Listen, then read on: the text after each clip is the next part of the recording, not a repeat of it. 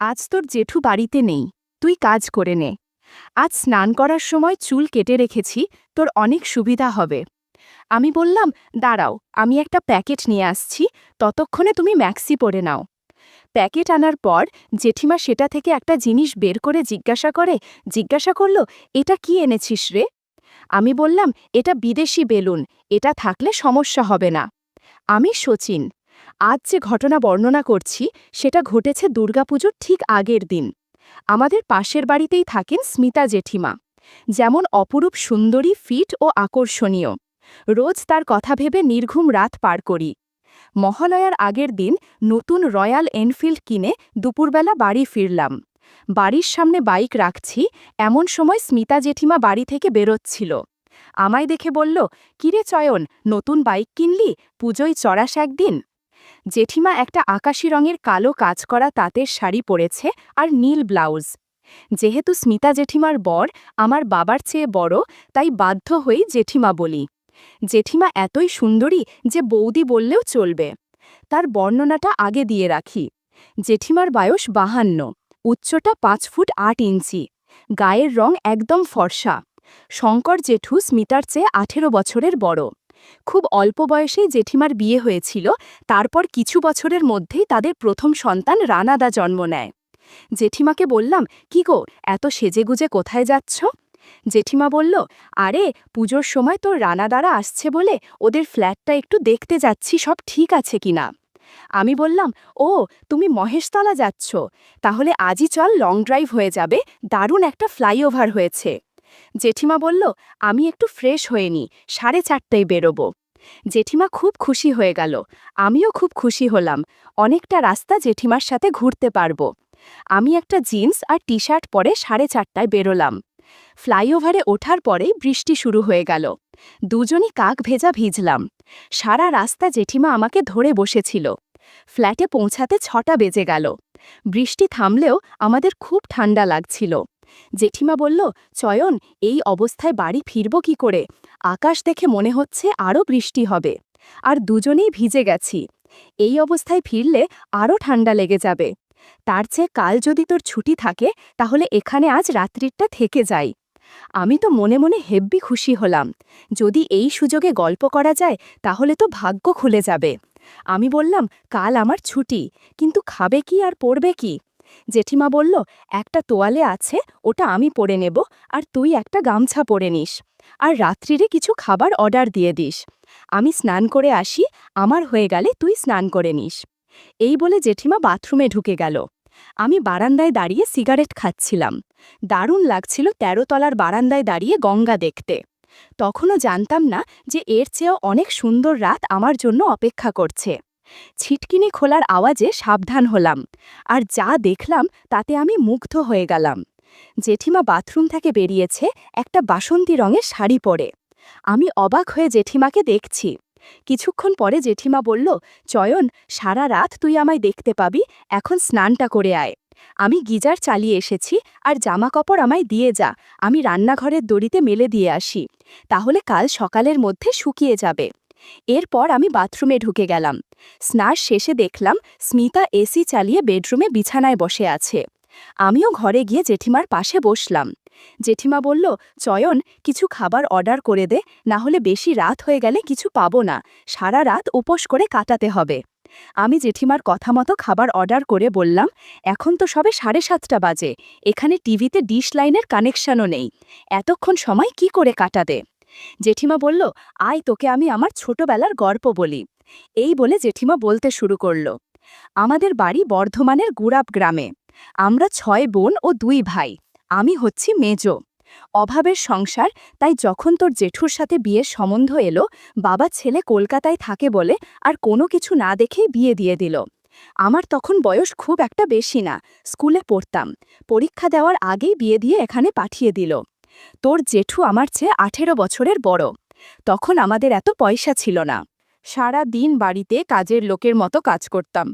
বিয়ের 2 বছর পর তোর রানাদা হলো। তাতে আমার শরীর আরও খারাপ হয়ে গেল। তারপর তোর রানাদা যখন স্কুলে ভর্তি হলো, তখন ওকে পড়াতে পড়াতে আমি আবার কিছুটা পড়াশোনা করি। তারপর তোর রানাদা যখন ভালো চাকরি পেল আর তোর জেঠুরও পে কমিশন গঠনের পরে অনেক মাইনে বাড়ল, তখন আমাদের একটু পয়সা হলো। জেঠিমা বলছিল আর আমি দু চোখ দিয়ে মুগ্ধ হয়ে জেঠিমাকে দেখছিলাম। এবার জেঠিমা আমায় জিজ্ঞাসা করল, চয়ন, তোর গার্লফ্রেন্ড নেই? আমি বললাম, না, এখনকার মেয়েদের অনেক ঝামেলা আর মনের মতো কাউকে পাইনি, তাই নেই। জেঠিমা বলল, তা তোর মনের মতো মেয়ে কেমন হবে শুনি? আমি কোনো কিছু না ভেবে বললাম, তোমার মতো হবে, স্মার্ট, সুন্দরী। কথা শেষ করতে না করতেই কলিং বেল বেজে উঠল। জেঠিমা বলল, মনে হয় খাবার এসেছে, আমি এই অবস্থায় বাইরে যাব না, তুই প্লিজ নিয়ে আয়, আর যাবার সময় আগে এই দরজাটা বন্ধ করে ওটা খুলবি। আমি কথা মতো কাজ করে জেঠিমাকে ডাইনিং টেবিলে খেতে ডাকলাম। খাওয়া শেষে জেঠিমা বলল, চল তাড়াতাড়ি শুয়ে পড়ি, কাল ভোরবেলা উঠে মহালয় শুনব। আমিও জেঠিমার কথা মতো পাশে শুলাম। বললাম, জেঠিমা, পাশবালিশ নেই? পাশবালিশ ছাড়া আমার ঘুম আসে না, আর তাছাড়া এই 9:45টার সময় কোনো দিনও ঘুমায়নি, এখন ঘুম আসবেই না। জেঠিমা বলল, তাহলে একটা মুভি চালা না। বললাম, আমার মোবাইলে তোমাকে দেখানোর মতো মুভি নেই, তবে অন্য রকমের মুভি আছে যেটা দেখলে আর সারা রাত ঘুমিয়ে আসবে না। তাছাড়া এত সুন্দর মহিলার সাথে সেই মুভি দেখলে একটু অস্বস্তি লাগতে পারে। জেঠিমা বলল, আমি বুঝতে পেরেছি কি মুভি আছে, কিন্তু আমি কোনো দিন এইসব মুভি দেখিনি, প্লিজ দেখা আমায়, প্লিজ। জেঠিমা বলাতে আমি একটা মুভি চালালাম। জেঠিমা পাশ ফিরে শুয়ে মোবাইল দেখতে লাগল। মুভি দেখতে বললাম, জেঠিমা, আমি তোমায় খুব ভালোবাসি, আজ তোমার কাছে একটা জিনিস চাইব, তুমি দেবে? জেঠিমা বলল, আজ আমি তোকে সব দেব, কিন্তু আমায় কথা দে, কোনো দিন কাউকে বলবি না। আজ প্রায় 30 বছর পর এরকম মুভি দেখে আমার মধ্যে অদ্ভুত অনুভূতি হচ্ছে। শেষবার তোর জেঠুর সাথে এরকম মুভি দেখেছিলাম, আজ তুই আমাকে আবারও সেরকম মুভি দেখালি। তুই যেমনভাবে বলবি আমি সেরমভাবেই করব। আমি বললাম, কথা দিলাম, আজকের ঘটনার কথা কাউকে বলবো না। তোমার নিয়ে আমি যে স্বপ্নগুলো দেখতাম আজ সেগুলো সত্যি করো। বন্ধুরা, ইউটিউবের কড়া নিয়মের কারণে এসব ঘটনা সরাসরি বলা যাচ্ছে না। তোমরা কমেন্টে দেয়া লিঙ্ক থেকে আমার ওয়েবসাইট ভিজিট করো, সেখানে একদম খোলামেলা গল্প দেয়া আছে। রাত 2টো অবধি মুভি দেখে দুজনে অনেক অ্যাক্টিং করেছি। এত অ্যাক্টিং হয়েছে যে দুজনেই ক্লান্ত হয়ে গিয়েছিলাম, আর কখন ঘুমিয়ে পড়লাম বুঝতে পারলাম না। সকালে ঘুম ভাঙতে দেখি জেঠিমা আমার পাশে নেই। মোবাইলে দেখলাম 11:30 বেজে গেছে। আমি উঠে টাওয়েলটা পরে বের হলাম। দেখলাম জেঠিমা রান্নাঘরে কিছু করছে। সারা রাত অ্যাক্টিং করে জেঠিমাকে আরও সুন্দরী, আরও আকর্ষণীয় লাগছে। জেঠিমা লুডুস তৈরি করছিল, আমি পেছন থেকে সারপ্রাইজ দেওয়ার চেষ্টা করলাম। জেঠিমা আমায় বাধা দিয়ে বলল, এই দুষ্টু, এটা কি হচ্ছে? টেবিলে ব্রাশ আর পেস্ট আছে, আগে ফ্রেশ হয়ে আয়, চা আর লুডুস খাই, তারপর স্নান সেরে আজ আমরা বাইরে কোথাও লাঞ্চ করব, বুঝলি? আমি বললাম, ঠিক আছে, কিন্তু আমি সন্ধ্যের আগে এখান থেকে যাব না, আমি দুপুরে তোমার সাথে খাবো, তাতেই আমার পেট আর মন দুটোই ভরে যাবে। জেঠিমা শুনে হেসে বলল, জো হুকুম মহারাজ, আমি তো আজ থেকে আপনার দাসী, আপনি যা বলবেন সেটাই আমার শিরোধার্য। তারপর আমি তাড়াতাড়ি ফ্রেশ হয়ে এসে টেবিলে বসলাম। জেঠিমা লুডুস আর চা নিয়ে আমার জন্য অপেক্ষা করছিল। আমি চা খেতে খেতে দেখতে পেলাম জেঠিমার গলায় ঘাড়ে লাল দাগ। আমি বললাম, জেঠিমাই, তোমার গলায় আর ঘাড়ে দাগ পড়ে গেছে? জেঠিমা হেসে বলল, কাল রাতে বড় একটা ছাড় পোকা কামড় দিয়েছে, এজন্য এরকম হয়েছে। বন্ধুরা, তোমরা নিশ্চয়ই বুঝতে পেরেছ কোন ছাড় পোকা কামড় দিয়েছে। জেঠিমা বলল, আমি একটা ক্রিম নিয়ে এসেছি, স্নান করার পর লাগিয়ে দিস। আমি ভাবলাম কাল রাতের ঘটনার কথা জেঠিমা বাড়ি গেলেই ধরা পড়ে যাবে। আমি একটু ভয় পেয়েই জেঠিমাকে জিজ্ঞাসা করলাম, আচ্ছা জেঠিমা, তোমার এই দাগ জেঠু দেখতে পেলে তো সমস্যা হবে, তখন কি বলবে? জেঠিমা আমার কথা শুনে হেসে বলল, ওরে আমার পাগল, এখন তোর জেঠু এসব নিয়ে মাথা ঘামায় না। আর আমি বাড়ি ফিরে একটা কাপ্তান পরে নেব, ফলে কেউ কিছুই বুঝবে না। আর ক্রিম লাগালে কমে যাবে, অত চিন্তা করিস না। আর যদি না কমে, তাহলে তোর জেঠুকে বলে দেব দুপুরে চিংড়ি মাছ খেয়ে অ্যালার্জি হয়েছে। আচ্ছা, যে জন্য আমরা এখানে থাকলাম সেটা কখন হবে? আমি জেঠিমাকে নিয়ে সোফায় বসালাম, আবার মুভি দেখব আর অ্যাক্টিং করব বলে। তখন জেঠিমা বলল, চয়ন, একটা সত্যি কথা বলবি, আমার আগে তুই আর কতজনের সাথে মুভি দেখেছিস আর অ্যাক্টিং করেছিস? আমি বুঝতেই পারছি তুই অ্যাক্টিংয়ের ব্যাপারে খুব পটু, আর রেগুলার অভ্যেস না থাকলে এরকমভাবে কেউ অ্যাক্টিং করতে পারে না। কি করে হলো এমন, বলো না আমায়, আমি কাউকে বলবো না। আমি বললাম, বলতে পারি, আমি তোমায় মিথ্যে কথা কিন্তু বলবো না। তবে তোমায় কথা দিতে হবে যে আমার অতীতের কথা শোনার পরও তুমি আবারও আমার সাথে অ্যাক্টিং করবে আর মুভি দেখবে। জেঠিমা বলল, আমি পাগল নাকি যে আনন্দ আমি পাচ্ছি তা থেকে আমি তোকে আর নিজেকে বঞ্চিত করব না। তুই আগে কোন কারো সাথে অ্যাক্টিং করলেও আমার কোনো আপত্তি নেই। শুধু একটাই রিকোয়েস্ট করব, এখন থেকে যে কদিন আমার সাথে অ্যাক্টিং করবি সেদিন আর অন্য কারোর কাছে যাবি না। আমি তোকে খুব ভালোবাসি, অন্য কারোর সাথে দেখলে খারাপ লাগবে। আমি ঠিক করলাম শুধু অঞ্জলি মাসি আর ইতিকার সাথে করা অ্যাক্টিংয়ের কথাই জেঠিমাকে বলবো।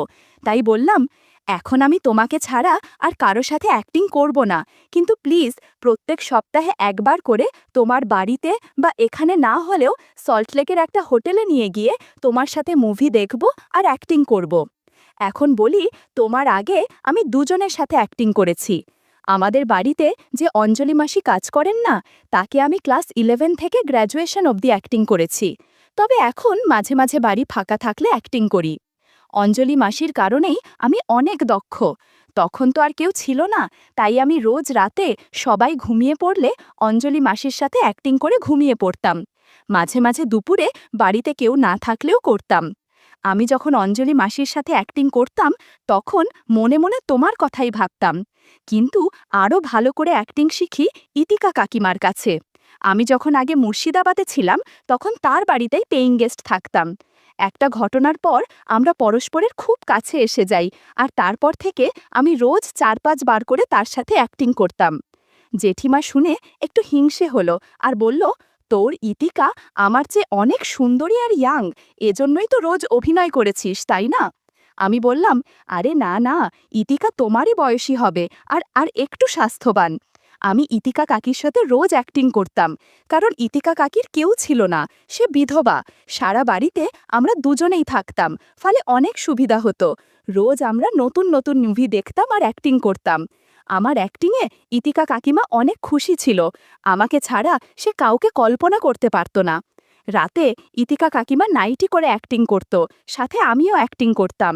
আমি যে 4 বছর ওখানে ছিলাম তার প্রত্যেক দিনই ইতিকা কাকিমার সাথে অ্যাক্টিং করেছি।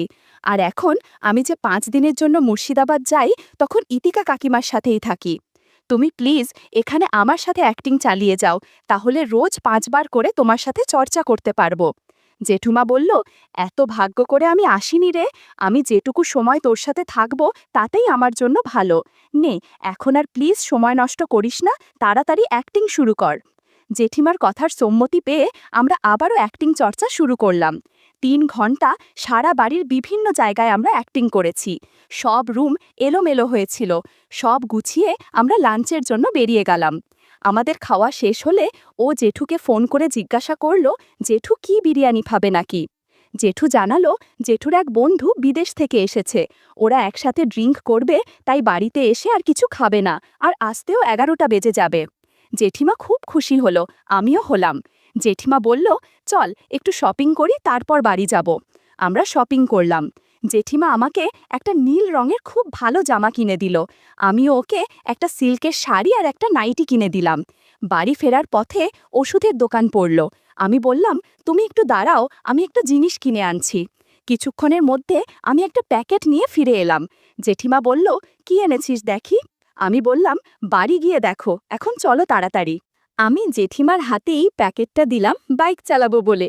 জেঠিমার সঙ্গে সঙ্গে প্যাকেটটা খুলে ফেলল আর ভেতর থেকে একটা জিনিস বার করে জিজ্ঞাসা করল, এটা কি এনেছিস রে? আমি বললাম, এটা অনেক কাজের জিনিস, আজ আমাদের এটা লাগবে। জেঠিমা খুশি হয়ে তাড়াতাড়ি করে বাড়ি নিয়ে যেতে বলল। আমরা জেঠিমার বাড়ি পৌঁছালাম 7:30টার একটু আগে। বাড়িতে এসেই আমরা অ্যাক্টিং চর্চা শুরু করলাম। জেঠু আসার আগে যতটুকু চর্চা করা যায় করে নেওয়া ভালো। বাড়ি পুরো ফাঁকা, তাই জেঠিমা প্রাণ খুলে অ্যাক্টিং করতে লাগলো। জেঠিমার অ্যাক্টিং আমাকে মোটিভেট করে তুলছিল। 2 ঘন্টা অ্যাক্টিং করার পর জেঠিমা বলল, আমাদের অ্যাক্টিংয়ে নতুনত্ব আনা দরকার। দরকার, তাই ফ্রিজ থেকে একটা চকলেট সস নিয়ে আসলো আর বলল এটা দিয়ে অ্যাক্টিং করতে তাহলে আরও ভালো হবে। বন্ধুরা, ইউটিউবের কড়া নিয়মের কারণে চকলেট সস দিয়ে করা ঘটনা সরাসরি বলা যাচ্ছে না। তোমরা কমেন্টে দেওয়া লিঙ্ক থেকে আমার ওয়েবসাইট ভিজিট করো, সেখানে একদম খোলামেলা গল্প দেয়া আছে। 30 মিনিট চকলেট সস দিয়ে অ্যাক্টিং করার পর আমরা একটু বিশ্রাম নিলাম। জেঠিমা জেঠুকে ফোন করে জিজ্ঞাসা করলো জেঠু এখন কোথায় আর কত দেরি হবে বাড়ি আসতে। এখন 10:39, জেঠুর দেওয়া সময় অনুযায়ী আরও 20 মিনিট আছে। জেঠিমা করুণ সুরে জিজ্ঞাসা করলো আর করবি না? আমি বললাম করব, আগে সব গুছিয়ে নেই আর তুমি সব গুছিয়ে নাও। সারা ঘর অ্যাক্টিং চর্চা করতে করতে অগোছালো হয়ে গেছে। হঠাৎ জেঠু এসে পড়লে কোনো সমস্যা হবে। এরপর আমরা নিচে নেমে এলাম। আমি গেট খুলে বাইরে বেরিয়ে এলাম। এরকম করেই শুরু হলো আমাদের জীবনের এক দারুণ অধ্যায়।